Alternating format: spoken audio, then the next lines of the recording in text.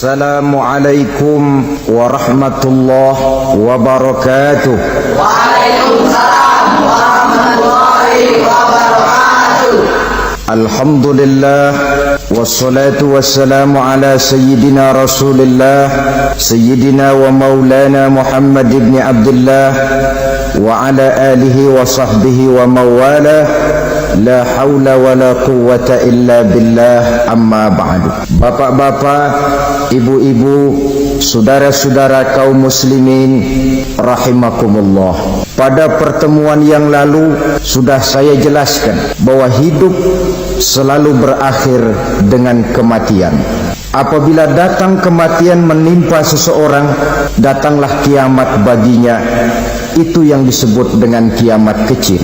Hakikatnya mati adalah perpindahan dari kehidupan di dunia ini menuju kehidupan di alam barzakh. Menunggu kita di alam barzakh sampai datangnya saat kiamat. Entah 10 tahun, entah 100 tahun, entah 1000 tahun, hanya Allah saja yang maha tahu.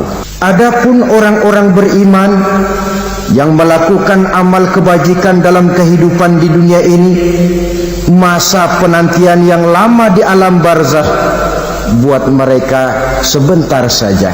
Tetapi bagi orang-orang kafir yang ingkar, yang tidak beriman kepada Allah, yang hidup di dunia cuma menumpuk-numpuk dosa, tentu penantian di alam barzakh akan merupakan waktu yang sangat lama. Bukankah dalam kehidupan kita waktu itu memang relatif?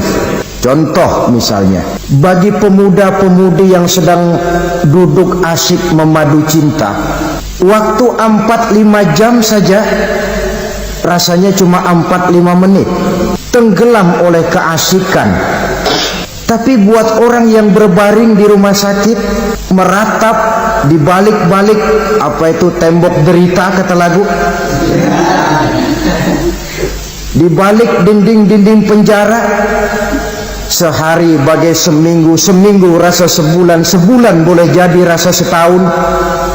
Penantian yang sangat lama. Kapan kiamat itu akan datang? Ini rahasia Allah. Jangankan kita yang orang awam, baginda Nabi sendiri tidak diberitahu oleh Allah kapan kiamat itu akan terjadi. Tetapi sungguh pun demikian, banyak hadis-hadis yang menjelaskan ciri atau tanda-tanda datangnya kiamat. Nah, kalau sudah bicara soal tanda, tanda kiamat itu ada 2. Pertama yang disebut alamatus sughra, tanda-tanda kecil. Ini waktunya masih ada tenggang. Ada yang dinamakan alamatul kubra, tanda-tanda besar, artinya kiamat sudah diambang pintu. Apa tanda-tanda kecil dari datangnya hari kiamat itu? Misalnya kata Nabi, apabila ilmu sudah diangkat oleh Allah, artinya apabila ulama sudah banyak wafat, minat orang belajar agama berkurang, lalu kebodohan nampak merajalela di mana-mana, zina dikerjakan secara terbuka, minuman-minuman keras jadi kebanggaan, itu termasuk di antara tanda-tanda kecil terjadinya hari kiamat. Apalagi misalnya iza waladatil ammatu rabbataha, apabila budak sudah melahirkan tuan. Apa maksudnya? Ada yang mentafsirkan apabila anak sudah bisa membudaki orang tuanya. Orang tua yang melahirkan dia, yang membesarkan dia, demi setelah si anak besar jadi orang berpangkat, bertitel, berharta, berkedudukan, jadilah orang tua itu budaknya. Sehingga sering dibilang kalau orang tua kaya, anak jadi raja. Tapi kalau anak yang kaya, orang tua sering jadi budak. Apalagi munculnya fitnah yang bergelombang, timbul perang antara dua bangsa yang besar, waktu berjalan terasa sangat pendek sekali. Itu merupakan tanda di antara tanda-tanda kiamat. termasuk di dalamnya sulit membedakan mana laki mana perempuan. Kan kalau tanda-tanda kayak begini sekarang sudah banyak kita lihat kan, ulama banyak wafat, penggantinya sulit. Zina dikerjakan berterang-terangan, minuman keras jadi kebanggaan, banyak anak membudaki orang tuanya, sulit membedakan mana laki mana perempuan. Kadang-kadang dari belakang kita lihat perempuan bener, begitu kita colek nengok jenggotan.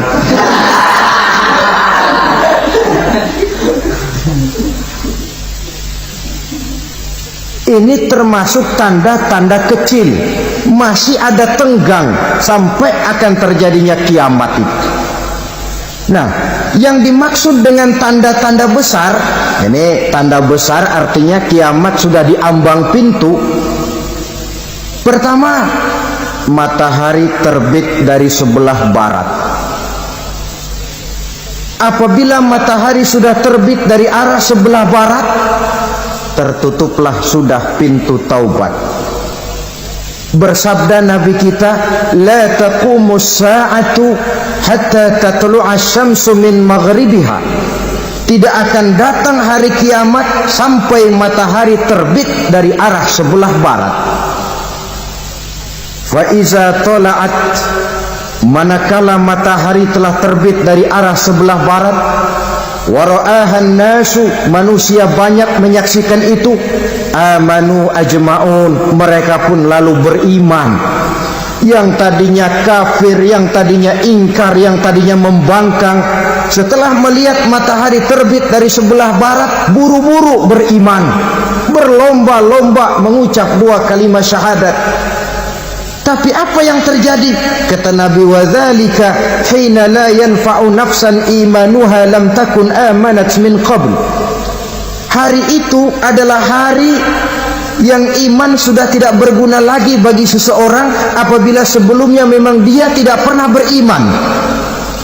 Au kasabat fi imaniha khaira, atau beriman tetapi tidak pernah melakukan kebajikan di dalam keimanannya itu. Hari yang sudah kasib, hari yang sudah terlambat, beriman tidak akan ada gunanya lagi. Ini pelajaran buat kita. Sebelum sang surya terbit dari sebelah barat, sebelum nafas sampai di tenggorokan, artinya pintu taubat masih terbuka. Kalau dua hal itu sudah terwujud, nafas sudah sampai di kerongkongan atau matahari sudah terbit dari arah sebelah barat, tertutuplah sudah pintu taubat. Tak ada lagi gunanya pangkat, jabatan, harta, bahkan beriman pun dalam suasana macam itu. Too late, kata orang Kulon. Sudah terlambat. Matahari terbit dari arah sebelah barat. Itu tanda besar, artinya kiamat sudah di ambang pintu. Lalu apalagi tanda besar? Munculnya Dajjal. Dajjal artinya pendusta-pendusta yang menyesatkan manusia. Ada dua macam Dajjal, saudara. Ada Dajjal kecil, ini Dajjal kelas teri. Kalau ini sejak zaman Rasulullah sudah ada itu. Tiap zaman ada. Di zaman Rasulullah misalnya ada yang bernama Aswad al-Unsi dari Yaman, ada yang namanya Musailamah al-Kazzab dari Yamama, ada yang namanya Ibnu Sayyad dari Madinah. Ini Dajjal di zaman Rasul. Musailamatul Kazzab memproklamirkan diri jadi nabi, dia di zaman Rasul masih hidup. Ini Dajjal zaman Nabi. Di zaman sahabat muncul Dajjal. Di zaman kita sekarang ini Dajjal pun gentayangan. Dajjal kelas teri. Kerjanya mendustakan manusia, menyesatkan manusia, memalingkan manusia dari jalan yang benar dan diridhoi oleh Allah Subhanahu wa ta'ala. Adapun yang merupakan tanda besar dari datangnya kiamat, dajjal-dajjal kelas kakap, pembohong-pembohong besar yang menyesatkan masyarakat manusia berpaling dari jalan Allah mengikuti jalan mereka. Apa sih ciri dajjal itu? Kata Nabi dalam hadis Bukhari Muslim, inna dajjala, sesungguhnya yang namanya dajjal itu yakhruju, satu saat akan muncul mendekati hari kiamat, wa inna ma'ahu ma'an, si dajjal ini membawa air, wa naran, dan juga membawa api. Dua simbol. Di tangan yang satu dia bawa air, di tangan yang satu dia bawa api. Wa ammal ladzi yarahu an-nasu ma'an fanarun. Adapun yang orang banyak lihat air, hakikatnya adalah api. Yang dilihat api, hakikatnya adalah air. Oleh sebab itu, kalau api yang ditawarkan, ambillah air. Kalau air yang ditawarkan, pilihlah api. Maksudnya apa ini? Ini bahasa simbol, saudara-saudara. Dajjal bicaranya seolah-olah untuk kepentingan manusia, menawarkan surga. Surga yang dia tawarkan hakikatnya neraka. Hai manusia, kalau kau mau bahagia, jangan dekat-dekat dengan agama. Sholat itu tidak efektif dan efisien, tidak produktif dari segi ekonomi itu. Menghadiri majelis taklim cuma buang-buang waktu. Tahajud, tasbih, tahlil, baca Quran, apa itu? Pekerjaan mubazir saja. Hidup ini cuma sekali, masa yang cuma sekali, manfaatkan dengan sebaik-baiknya. Mumpung, dibawanya sifat mumpung tetapi dalam pengertian yang sangat negatif. Bicaranya seolah-olah untuk kepentingan manusia, tetapi sebenarnya menjerumuskan manusia. Menawarkan air, tapi sebenarnya api. Menawarkan api, tapi hakikatnya air. Buat apa kamu sholat? Buat apa kamu bayar zakat? Buat apa kamu puasa? Surga yang dicanangkan dajjal, hakikatnya neraka. Neraka yang digambarkan dajjal, pada dasarnya adalah surga. Jadi memutarbalikkan fakta itu kerjaan dajjal. Yang hak jadi batil, yang batil dibilang hak, yang benar jadi salah, yang salah malah jadi benar. Tuntunan disuruh jadi tontonan, tontonan malah menjadi tuntunan. Itu pekerjaan dajjal profesinya. Zamannya Nabi Adam, dajjalnya kan iblis. Betul? Betul. Apa sih dan kerayuan iblis itu? Allah setelah menciptakan Nabi Adam kan bilang, Adam, kau dan istrimu Hawa tinggal di surga ini. Seluruh fasilitas yang ada di surga persilahkan kau nikmati. Satu yang tidak boleh, jangan coba-coba dekati pohon khuldi. Dekat saja jangan, apalagi sampai memetiknya. Datang dajjal yang namanya iblis ini. Adam, kamu tahu nggak kenapa tidak boleh makan buah khuldi? Ya nggak tahu, pokoknya saya dilarang. Bodoh kamu, Dam. Khuldun artinya kekal. Kalau kamu makan itu buah, kau akan kekal di surga buat selamanya. Allah tidak kepengen, maka dilarang kamu makan buah khuldi. Kalau kau ingin kekal di surga, Adam, makan saja. Saya bicara begini ini untuk kepentingan kamu, Adam. Ini kan ciri-ciri dajjal. Bicaranya sih seolah-olah untuk kepentingan Nabi Adam, hakikat sebenarnya menjerumuskan Nabi Adam supaya ingkar dan melanggar larangan dari Allah Subhanahu wa ta'ala. Jadi setelah muncul dajjal, timbul kekacauan-kekacauan di masyarakat. Banyak yang terpengaruh, terpedaya dan terpesona. Termasuk mereka yang memproklamirkan diri jadi nabi, mereka yang memproklamirkan diri jadi rasul di zaman sesudah Rasulullah wafat, itu adalah dajjal-dajjal. Maka saya ingatkan, Kalau di zaman kita sekarang ini ada orang ngaku jadi nabi, ada orang ngaku jadi rasul, biar bahasa Arabnya kental, Quran hafal, hadis ribuan hadis hafal, biar pakai serban sampai menyengser ke tanah, bahasa Arabnya fasih, tapi dia mengaku jadi nabi, jadi rasul, kita umat Islam wajib tidak percaya, wajib untuk tidak percaya. Itulah dajjal-dajjal zaman kita sekarang ini. Tidak mustahil mereka datang mempengaruhi orang-orang awam supaya berpaling dari Rasulullah, mengikuti mereka. Nah, di akhir zaman nanti mendekati hari kiamat, dajjal ini muncul, dajjal kelas kakap, menyesatkan masyarakat manusia untuk berpaling dari Islam, mengikuti seruan mereka. Apalagi di antara datangnya kiamat itu, tanda yang besar itu, turunnya Nabiullah Isa Al-Masih, putra Maryam.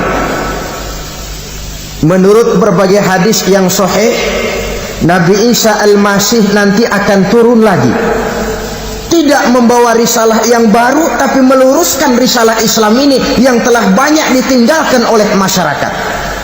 Bahkan ada hadis menjelaskan beliau akan membunuh Nabi, mematahkan kayu-kayu salib, lalu melaksanakan haji dan umrah mengikuti syariat Nabi Muhammad, bukan membawa agama baru.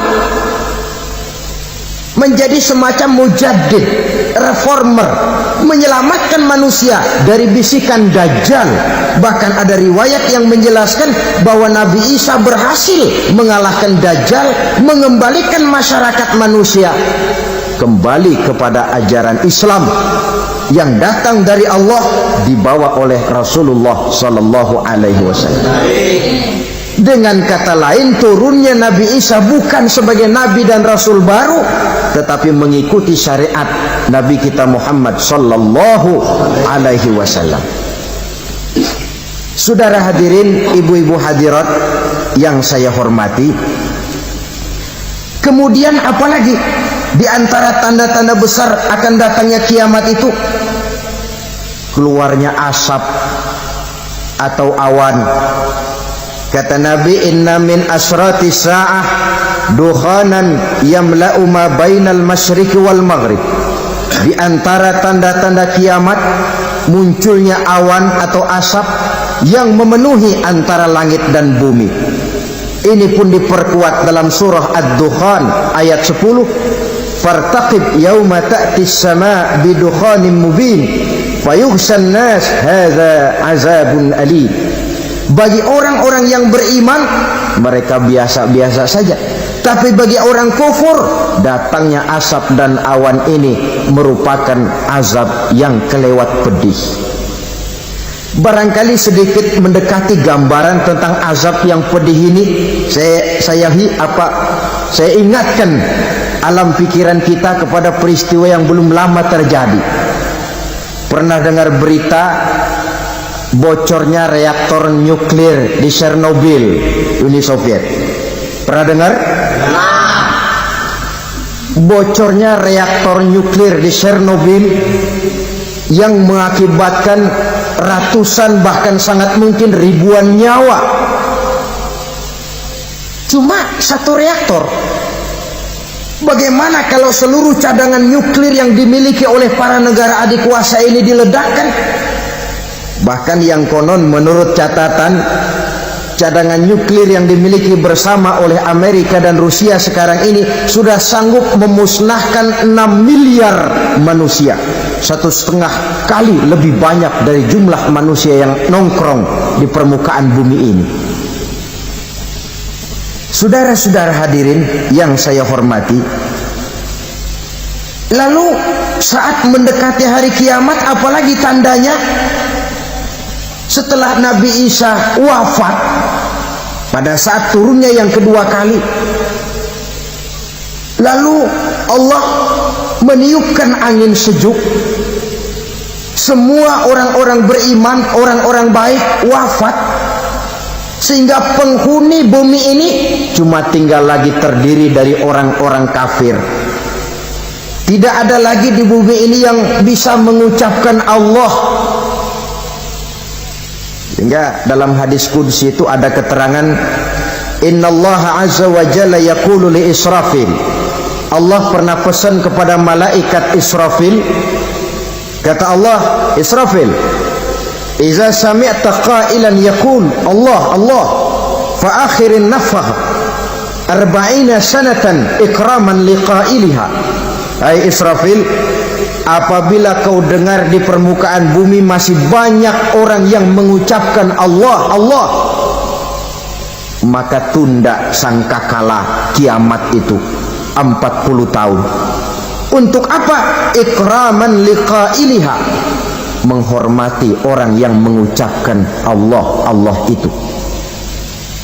Wah, jadi karena sekarang masih banyak yang mengucapkan Allah, besar hatilah kita, masih jauh kiamat itu. Tapi jangan lupa, kiamat pribadi, kiamat kecil itu yang gak kita sangka-sangka. Ajal datang mencabut nyawa, itu kiamat pribadi. Dan itu yang pasti kita hadapi. Dan itu yang membuat kita tidak boleh bersikap main-main di dalam kehidupan sekarang ini. Saudara hadirin yang saya hormati, tidak ada lagi orang-orang muslim. Seluruh penduduk dunia ini kafir. Lalu terciptalah struktur sosial yang berlandaskan prinsip hidup semau gue.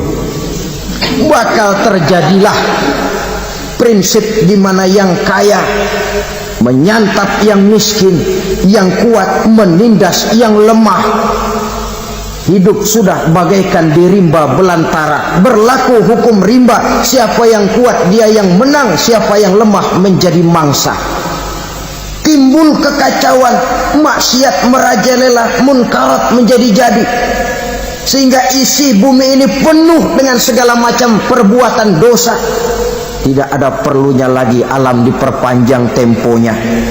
Datang saat yang sudah dijanjikan oleh Allah Azza wa Jalla, maka terjadilah yang disebut kiamat kubra, kiamat besar, kiamat hancur-hancuran. Bagaimana kejadian ini dimulai? Dalam surah Az-Zumar ayat 68, Allah Subhanahu wa taala berfirman, wa nufikha fis suri fasa'iqa man fis samawati wa man fil ardi illa man sya'allahu. Maka manakala ditiuplah sangkakala, terkejutlah seluruh yang ada di langit dan seluruh yang ada di bumi. Bila saat kiamat datang, Allah perintah malaikat Israfil, Israfil, tiup sangkakalamu. Ditiuplah sangkakala oleh malaikat Israfil. Yang akibat daripada tiupan itu, seluruh yang ada di langit, seluruh yang ada di permukaan bumi terkejut. Yang ada di langit siapa? Malaikat kan. Bayangin aja kalau malaikat kaget, apalagi kita. Terkejut seluruh makhluk yang ada di bumi, yang ada di langit mendengar suara sangkakala itu. Bunyinya tidak sanggup kita bayangkan dahsyatnya. Ledakan nuklir, ledakan neutron belum apa-apa ketimbang bunyi sangkakala malaikat Israfil ini. Nah, lalu mendengar bunyi sangkakala ini, gemparlah makhluk, kacaulah alam. Bumi gempa, planet-planet bertabrakan, gunung meletus, air laut tumpah ke darat, angin topan bertiup, halilintar menyambar. Lalu semua yang bernama hidup mati total. Mati bareng tanpa persiapan. La haula wala quwata illa billah. Saya kadang-kadang dalam tafakur bermohon, ya Allah, mudah-mudahan saya nggak nemuin kiamat beneran. Ngeri, nggak bisa kita bayangkan macam apa suasana seperti itu. Allah saja banyak memberikan gambaran, misalnya Al-Qari'ah, wa mal qari'ah, wa ma adraka mal qari'ah. Kejadian yang menggemparkan. Tahukah kamu apa kejadian yang menggemparkan itu? Yauma yakunun nasu kal farasil mabsus wa takunul jibalu kal ihnil manfus. Pada saat itu manusia berterbangan bagai kupu-kupu, gunung berterbangan seperti kapas ditiup angin. Gunung saja macam kapas, konon lagi manusia. Kematian total, mulai semut sampai gajah mati, jin mati, iblis mati, malaikat mati. Malaikat saja mati. Saudara hadirin yang saya hormati, kematian total yang tanpa persiapan. Orang bilang, Pak, kalau mati bareng begitu yang repot malaikat maut dong ya. Cabut sana, cabut sini. Itu kalau menurut logika kita. Mestinya begitu menurut logika.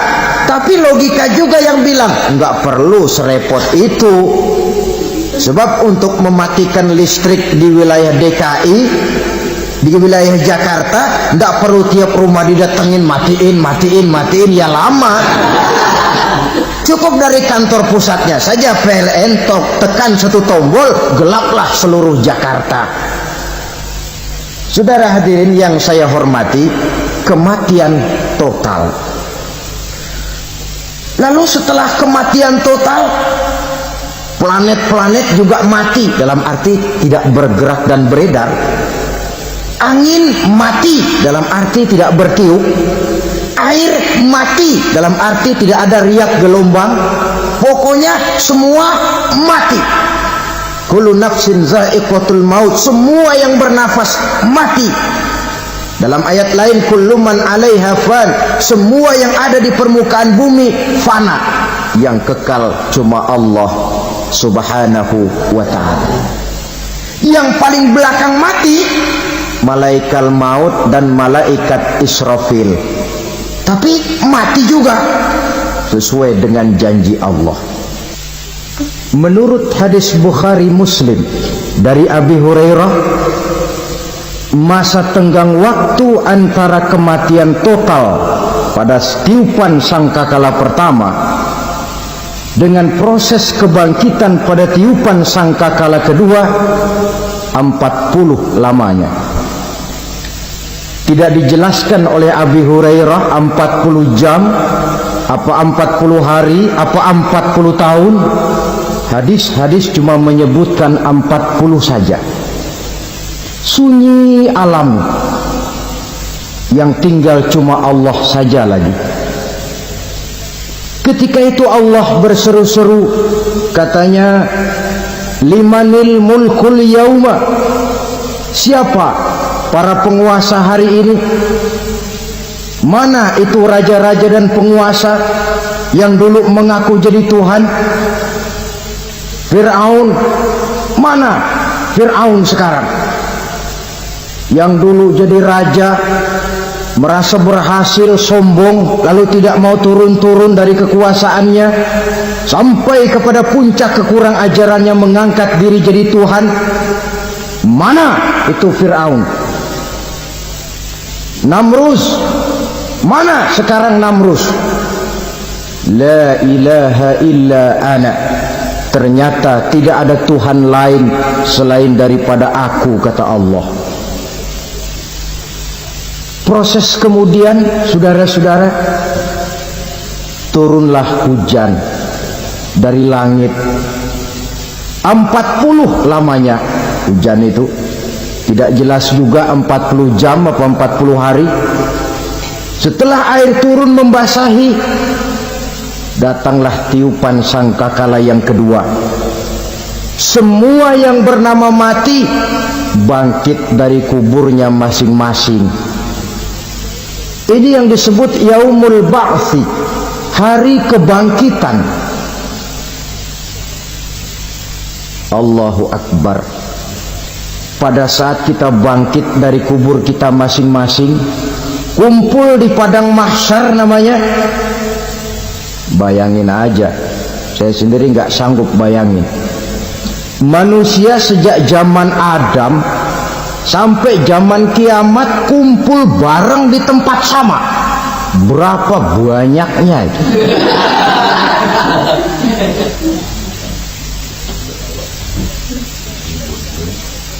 Dan yang luar biasa menurut satu riwayat, pada saat bangkit itu, Masya Allah, roman muka kita berubah,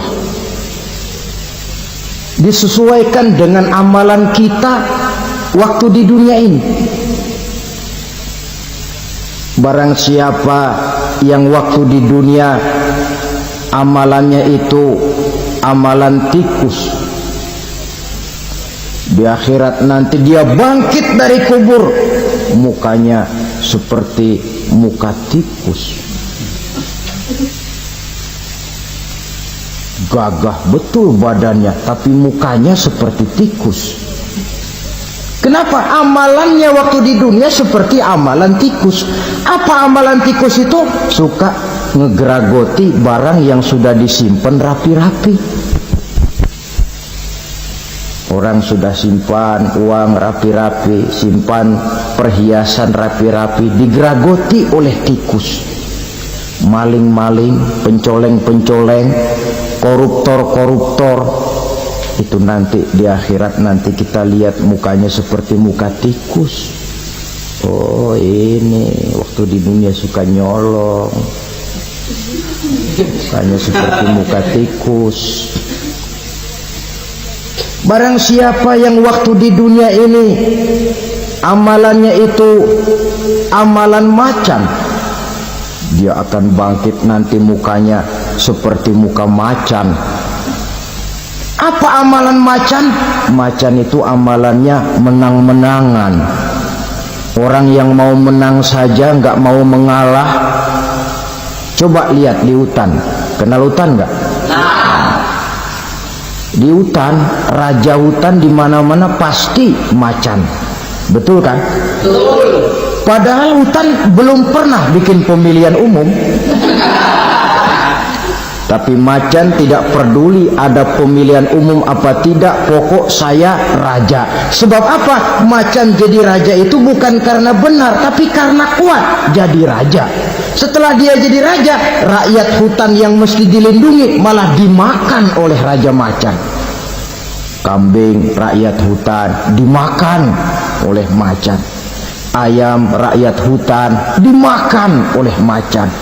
Itu nanti kita lihat di akhirat itu mukanya seperti muka macan, gagah betul. Lalu barang siapa yang di dunia ini amalannya itu seperti amalan anjing, nanti dia punya muka seperti muka anjing. Apa amalan anjing? Pertama, anjing itu kalau disuruh jaga rumah, dia tidak bisa membedakan mana maling, mana tamu. Biar yang datang maling kalau bawa tulang, anjing kalem. Yang kedua, anjing itu akan setia kepada siapa saja yang memberinya roti. Siapa yang memberinya roti, itulah majikannya.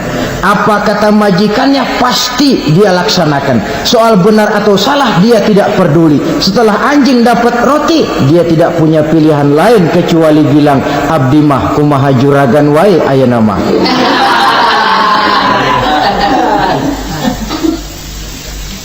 Saudara hadirin yang saya hormati, berkumpul di padang mahsyar, tiap orang sibuk dengan persoalannya masing-masing. Matahari waktu itu didekatkan oleh Allah, panas luar biasa.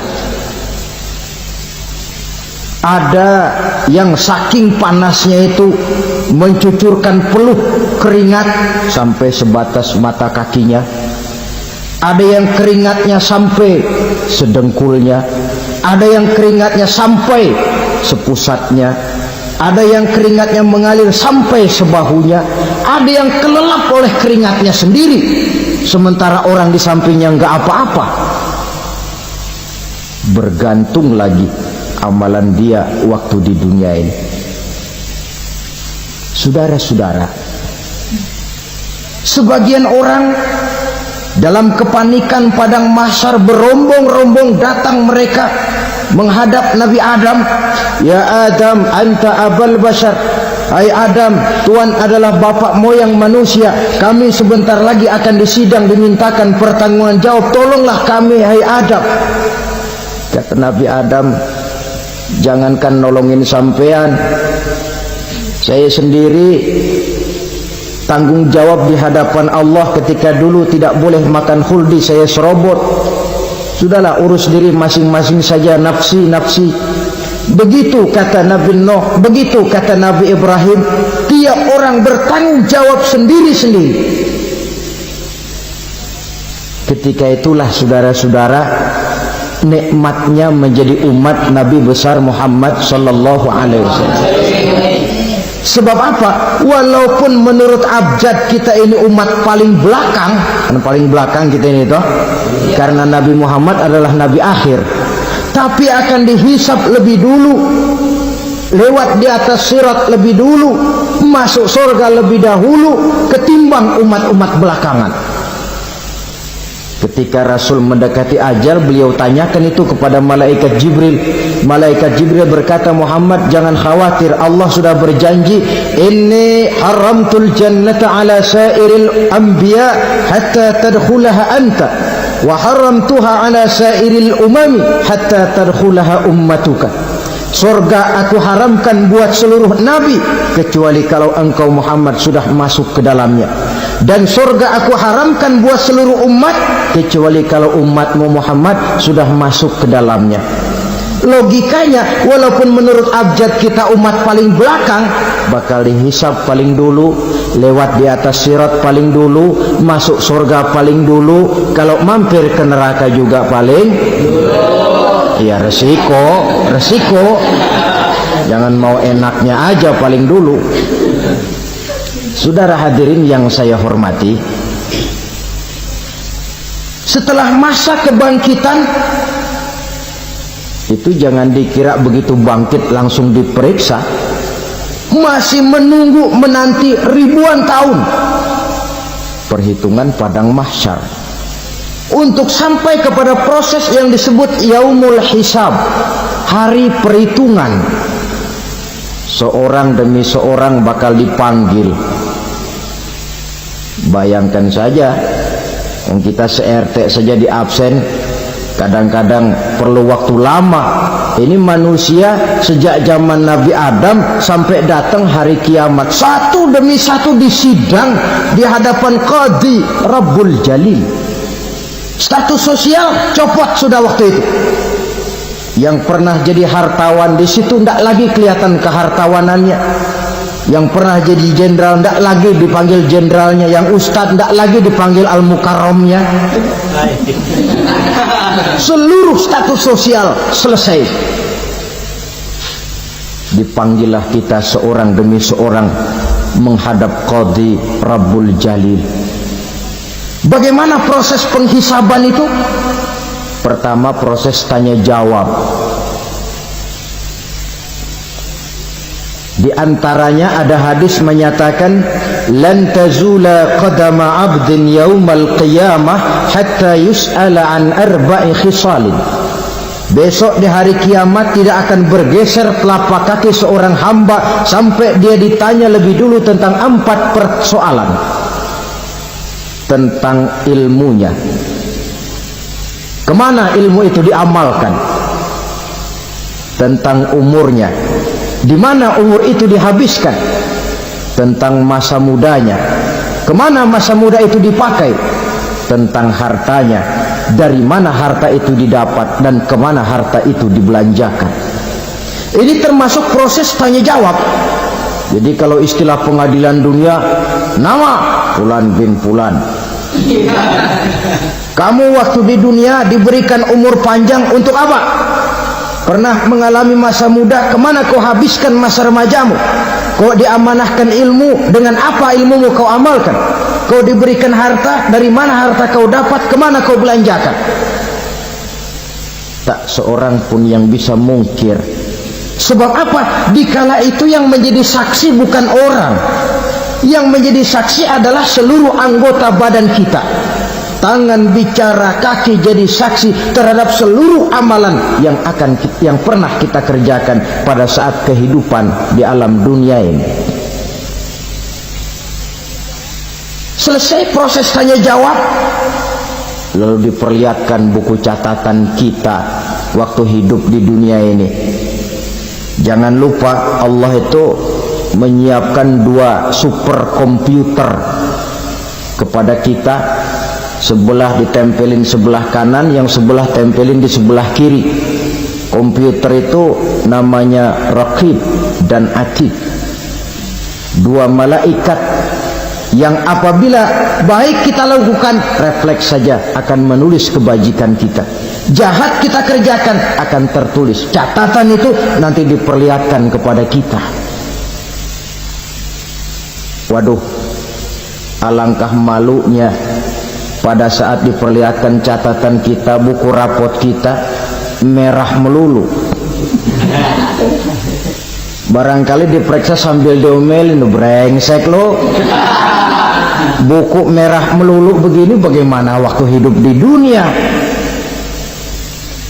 Tidak cukup diperlihatkan buku catatan kehidupan, rekaman kehidupan. Rekaman kehidupan kita secara utuh sejak terlahir sampai ajal datang merenggut nyawa. Barangkali mirip dengan video sekarang ini, di mana terekam dengan baik seluruh kegiatan kita, sejak yang sekecil-kecilnya sampai kepada yang sebesar-besarnya. Untuk kemudian kita pun menerima balasan. In khairan fa khairun wa in syarran fa syarrun. Kalau baik ya baik balasannya, kalau jahat ya jahat juga balasannya. Catatan-catatan kita diberikan. Kalau banyak kebajikannya diberikan di tangan kanan dengan cara yang halus. Kalau banyak kejahatannya diberikan dari sebelah kiri atau dilempar dari belakang. Itulah sebabnya sejak di dunia ini kita sudah mohon kepada Allah. Ketika berwudu membasuh tangan kanan, apa kita bilang? Allahumma a'tini kitabi biyamini wa hasibni hisaban yasira. Ya Allah, berikan saya kitab di tangan kanan, dan kalau saya memang perlu dihisap, hisaplah saya yang seringan-ringannya. Tangan kiri berlindung kita kepada Allah, jangan sampai diberikan kitab di tangan kiri atau dari arah sebelah belakang. Wa a'udzubika an tu'tiya kitabi bishimali aw min wara'i zuhri, dari arah sebelah belakang. Na'udzubillah min dzalik. Setelah selesai lewat proses penghisaban, lewat mizan, timbangan, maka yang sudah selesai dihisab itu bergeraklah menuju sirat, jembatan yang terbentang menuju surga melalui neraka. Saudara-saudara, panjangnya perjalanan sirat itu memakan waktu ratusan tahun. Tetapi orang yang lewat di atas sirat pun macam-macam, bergantung amalannya ketika di dunia ini. Ada yang lewat di atas sirat itu kal barqil khatib, seperti kilat yang menyambar, sudah sampai dia di surga. Cepat bukan main. Ada yang lewat di atas sirat itu seperti orang lari-lari. Ada yang lewat di atas sirat itu seperti orang jalan biasa. Ada yang sambil merangkak, ada yang sambil ngesor, ada yang sambil gelayutan. Ada yang selamat sampai ke ujung ke surga, ada yang tergelincir jatuh masuk ke dalam neraka, bergantung amalannya dalam kehidupan di dunia sekarang ini. Tiap kita akan melewati yang namanya sirat ini. Saudara-saudara kaum muslimin yang saya hormati, dengan demikian mereka yang selamat melalui sirat sampai ke terminal akhir surga, mereka yang ketika dihisab ternyata banyak kejahatannya daripada kebaikannya, mereka singgah di dalam neraka. Nah, adapun orang-orang yang beriman menurut ayat Quran dan hadis Nabi itu nanti ada bermacam-macam. Ada orang beriman itu yang dimasukkan surga. Ada orang beriman itu yang dimasukkan ke dalam surga. Ada orang beriman itu yang disebut penduduk surga. Kenapa lain-lain, Pak? Karena waktu di dunia amalannya juga lain-lain. Ada orang beriman yang masuk surga. Ini paling murah tiketnya. Mau masuk surga? Kata Nabi begini, ma min abdin qala la ilaha illallah thumma mata ala dhalik illa dakhala al-jannah. Kalau seorang hamba sudah mengucap dua kalimat syahadat, dia yakin dengan kebenaran kalimat itu sampai matinya, orang itu akan masuk surga. Abi Dzar yang waktu itu diajak bicara heran, ya Rasul kok gampang betul? Iya, walaupun orang itu mencuri, iya, walaupun orang itu berzina, iya, biar dia mencuri, biar dia berzina, kalau dia sudah mengucap dua kalimat syahadat, dia yakin dengan kebenaran kalimat itu sampai matinya, itu orang akan masuk surga. Jadi masuk surga cukup dua kalimat syahadat, yakin sampai mati, masuk surga. Itu perkara masuk. Tapi kalau pertanyaannya diterusin, masuknya kapan, Pak? Nah, ini lain lagi urusannya. Sebab ada yang masuknya itu langsung, ada yang mampir dulu. Di sana tempat cuma dua, kalau tidak surga, neraka. Mau ke surga tapi mampir dulu, yang mampirnya jelas di neraka. Kenapa? Dalam hadis qudsi ada riwayat, nanti itu di akhirat, setelah Allah selesai mengatur penduduk surga masuk surga, yang neraka masuk neraka, Allah berkata kepada malaikat Malik, malaikat Malik, labaik ya Allah, itu bajingan-bajingan tengik, manusia-manusia durjana yang waktu di dunia tidak mau sujud, jauh dari ulama, gemar melakukan yang munkarat dan maksiat, hidup di tengah masyarakat selalu jadi bibit keonaran, kufur, sudah masuk neraka semua. Sudah ya Allah. Nah, kalau sudah, coba sekarang kamu masuk, Malik. Saya, iya, masuk neraka. Mau apa ya Allah? Kata Allah, akhriju minan nar man kana fi qalbihi misqala habbatin min khardalin min iman. Kau masuk neraka, cari di dalam neraka orang-orang yang ada imannya walaupun kecil sebesar biji zarah, angkat mereka keluar. Masuk malaikat Malik ke neraka, cari orang yang ada imannya, korek-korek. Ya repot, udah pada gosong. Yang ada imannya diangkat ke atas, yang ada imannya diangkat ke atas, lalu dimandikan di Nahrul Hayat, namanya sungai kehidupan di akhirat nanti. Cakep lagi rupanya, bersih lagi wajahnya, apel di hadapan Allah. Kata Allah, bagaimana mas? Kapok nggak sampean? Kapok ya Allah. Nah, kalau kapok, idhab fadkhulil jannah, pergi masuk surga sana. Berangkat mereka ke surga, ketemu sama teman-temannya yang udah sampai lebih dulu, yang nggak pakai mampir lagi. Terjadi dialog. Kata teman-temannya yang udah pada nyampe duluan, mas, iya, emang baru sampai? Saya baru sampai. Memang mampir di mana dulu, Mas? Kita sudah lama sampai di surga. Saudara buka surah Al-Muddatsir ayat 34-35. Masalakakum fis saqar? Kenapa kamu mampir di neraka Saqar? Qalu lam nakum minal musallin. Mereka menjawab, kami mampir di neraka Saqar, Mas, gara-gara dulunya kami waktu di dunia tidak pernah sholat. Tidak pernah sholat? Tidak pernah. Kan rumahnya dekat masjid, cuma dekat doang, Mas. Sholat mah enggak saya. Enggak pernah ngasih makan fakir miskin, enggak pernah hadir di majelis taklim, pendeknya enggak pernah melakukan kebajikan, maka saya pun mampir di neraka Saqar. Untung betul saya punya iman, Mas, sedikit. Waktu hidup di dunia dulu saya pernah mengucap 2 kalimat syahadat, sekali-kalinya waktu mau kawin.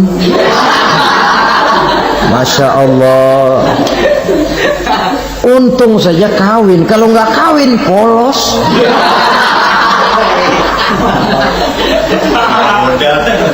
Itu juga pengulu sudah setengah mati ngajarin. Asyhadu alla, asyaduaan, asyaduaan.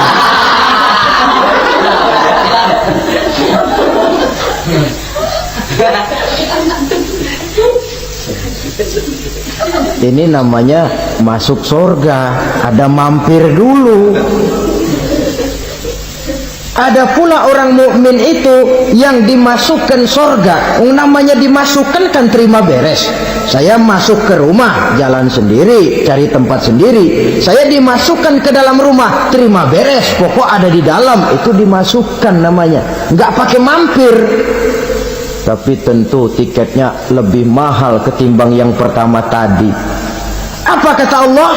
Innal ladzina amanu wa amilus solihat la ukaffiranna anhum sayyi'atihim wa la udkhilannahum jannah.